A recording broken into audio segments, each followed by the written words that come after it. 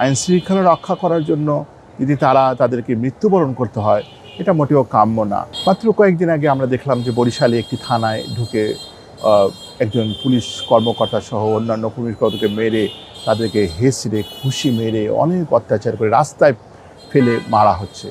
এটা একটা ভালো উদাহরণ সৃষ্টি করে না। এতে করে পুলিশ তাদের মনোবল হারিয়ে পড়বে। রাষ্ট্র পরিচালনার জন্য পুলিশ একটি অঙ্গ। পুলিশের মাধ্যমে পুলিশ যদি জনগণের আস্থা হারিয়ে ফেলে, তখন জিনিসটা খারাপ হয়ে যাবে। আজকে এই থানায় হয়েছে, কালকে ও থানায় হবে, তারপরের দিন আরেক থানায় হবে, এবং অলরেডি পুলিশ হত্যার কোনো বিচার হচ্ছে না এই দেশে। এটাও কিন্তু খারাপ দিকে চলে যাচ্ছে। সুতরাং তারা ধরে নেবে যে পুলিশ তো আর আইন শৃঙ্খলা রক্ষার দিকে অত আগ্রহ না দেখিয়ে তারা তাদের গা বাঁচিয়ে চলবে। সুতরাং আইন শৃঙ্খলা রক্ষা করার জন্য যদি তাদেরকে মৃত্যুবরণ করতে হয়, এটা মোটেও কাম্য না। আজকের মতো আধুনিক রাষ্ট্রে এর প্রতিটা তদন্ত হওয়া উচিত, নতুবা মানুষ আরও অনুপ্রাণিত হবে যে অন্য থানায় আক্রমণ করার জন্য ছোটোখাটো ইস্যুতে।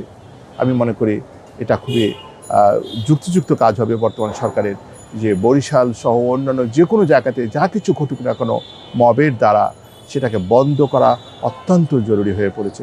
সবচেয়ে বড় কথা হচ্ছে, যারা এই মবগুলো সৃষ্টি করতেছে তাদেরকে কিন্তু টিভিতে দেখা যাচ্ছে, তাদেরকে কিন্তু ভিডিওতে দেখা যাচ্ছে, তাদের নাম ঠিকানা সব থাকার পরেও কেন তাদেরকে যে আইনের আওতায় আনা হচ্ছে না, আমি ঠিক বোধগম্য না। মব সৃষ্টি করে যা কিছু ঘটনা হচ্ছে সেগুলো নিয়ন্ত্রণ করার ব্যাপারে বিভিন্ন সময় বিভিন্ন পত্রপত্রিকায়, বিভিন্ন ইলেকট্রনিক মিডিয়ায় সরকারের পক্ষ থেকে বিভিন্ন লোকজনে বিভিন্ন কথা বলছে যে তারা মব সৃষ্টির পক্ষে না। সুতরাং তাই যদি হয়, থানায় ভিতরে যা ঘটলো সেটার বিচার হওয়া উচিত। এছাড়াও যত মব সৃষ্টি করে ঘটনা ঘটছে সেগুলো কিন্তু টেলিভিশনের পর্দায় দেখানো হচ্ছে, বিভিন্ন ফেসবুকে এবং সোশ্যাল মিডিয়াতে দেখানো হচ্ছে, তাদের নাম সহ সব কিছু প্রকাশ পাচ্ছে।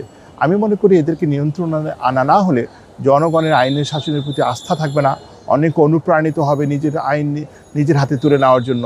এতে করে রাষ্ট্র পরিচালনা হুমকির মুখে পড়তে পারে এবং জনগণের বেশ ক্ষতি হয়ে যাবে যদি আইনের শাসন না থাকে।